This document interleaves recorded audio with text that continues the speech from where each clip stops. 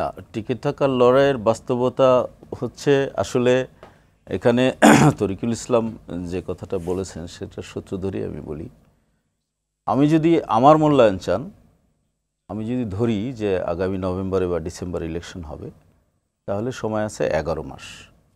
আর নতুন রাজনৈতিক দলটি এখনও ঘোষিত হয়নি, ধরে নিচ্ছি 15ই ফেব্রুয়ারি বা তার পরে কোনো এক সময় গঠিত হবে। এই তাহলে সামনে থাকবে 10.5 মাস। এই 10.5 মাসে ওয়ার্ড পর্যায়ে, ইউনিয়ন পর্যায়ে, উপজেলা পর্যায়ে বিভিন্ন জায়গায় কিন্তু কমিটি দিয়ে সংগঠন করা এবং শক্তিশালী করা, দলের না, এই জাতীয় নাগরিক কমিটির এবং নাগরিক প্রার্থী দেওয়া, সেটা আমার মনে হয় যে হয়তো আমাদের তরুণ নেতা বলেছেন তরিকুল ইসলাম, আমি জানি না তাদের কোনো মেরাকল কোনো কিছু আছে কিনা, কিন্তু আমার মনে হয় যে এটা একটি কঠিন কাজ। এটা একটি কঠিন কাজ এবং একটা তরুণরা নেতৃত্ব দিয়ে গণঅভ্যুত্থানকে সম্ভব করেছে। নতুন দল এটা তো তার থেকেও কি কঠিন? না, গণঅভ্যুত্থানের থেকেও কি কঠিন? না, গণঅভ্যুত্থানের চেয়ে কঠিন না, সেটা আমি বলছি না। গণঅভ্যুত্থান তো মূল ফোকাসটা ছিল কিন্তু রাজধানী কেন্দ্রিক এবং বিভাগীয় শহর কেন্দ্রিক। আর আপনি নির্বাচনে জেতার জন্য শুধু ঢাকার আসন 15টা জিতলে তো হবে না, আর রাজশাহীর 8টা জিতলে তো হবে না, আপনাদের ভুরুঙ্গামারির আসন জিততে হবে, আপনাকে তো সেই মানে তেতুলিয়ার আসন জিততে হবে।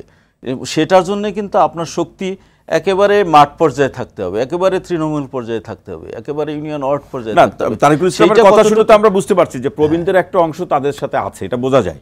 তার কথাই তো সেটা বোঝা যায়। হ্যাঁ, প্রবীণদের অংশ আছে, সেটা তো বোঝা যায়।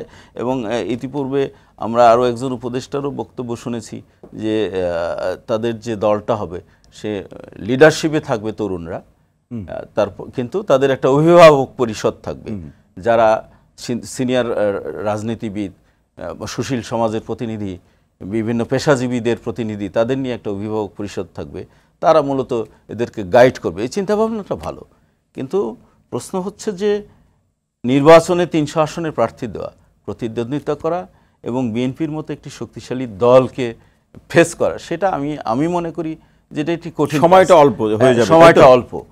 এটা হয়তো এইবারে তারা একটা প্ল্যাটফর্ম দাঁড় করাতে পারেন, যেটা আগামী 5 বছর পরে। এবারে প্ল্যাটফর্ম মানে কি, বিরোধী অবস্থানে থাকবে?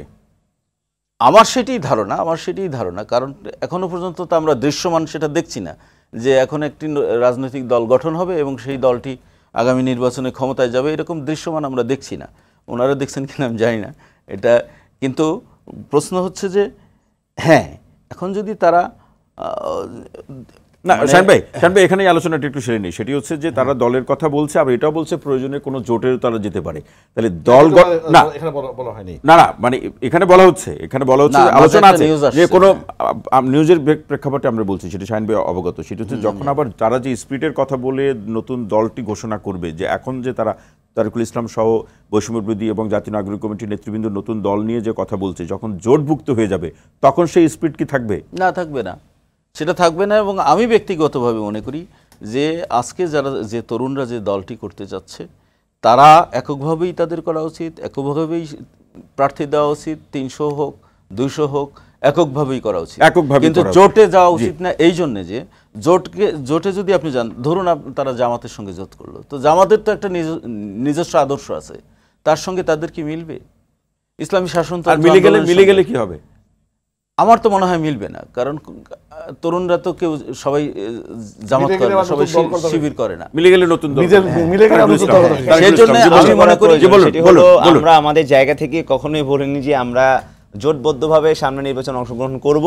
রাদার আমরা সব জায়গাতেই আমরা বলছি যে আগামী যে নির্বাচন হবে আমরা প্রত্যেকটি আসনে আমাদের প্রার্থীতা দিব এবং সেটি আমাদের একটি ম্যান্ডেট, এবং আমরা আমাদের জায়গা থেকে মনে করি যে সেই জায়গা থেকে আমরা অবশ্যই ক্যাপাবল। আমরা স্বপ্ন দেখি যে আমরা আগামীর বাংলাদেশ বিনির্মাণের লক্ষ্যে সামনে যে নির্বাচন, সেই ক্যাপাবিলিটি তো মানুষ বাস্তবায়ন পর্যায়ে দেখতে চায়, সেটা আপনারা নিশ্চিত করবেন কিভাবে? আপনি দেখুন, আমাদের ইতিমধ্যে আমাদের প্রায় 350 উপজেলাতে জাতীয় নাগরিক কমিটি কিন্তু গঠন করা হয়ে গিয়েছে, এবং ইউনিয়ন পর্যায়ে কিন্তু কমিটিগুলো বর্তমান সময়ে গঠিত হচ্ছে। অর্থাৎ সেই জায়গা থেকে আমরা কিন্তু ইউনিয়ন পর্যায়ে পর্যন্ত আমরা পৌঁছে গিয়েছি।